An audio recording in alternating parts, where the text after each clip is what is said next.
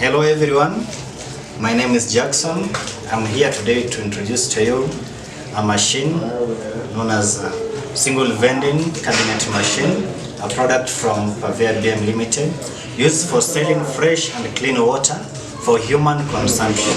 This particular machine is made from a stainless steel food grade material, and it also contains a jet rinser that is used to wash bottles inside, and a high pressure that helps to remove stain in the bottle. The machine is used to sell already purified water for refill purposes. It is hygienic as there is no direct contact of water by the seller. Its accuracy of water served to the customer has no doubt, since the machine has a controller that dispenses water according to the price and liters directed. The controller keeps the record that helps the seller to monitor the sales as per the records. It is also durable and long lasting. For more information, you can visit us along Kangundo Road near Komaji Police Post.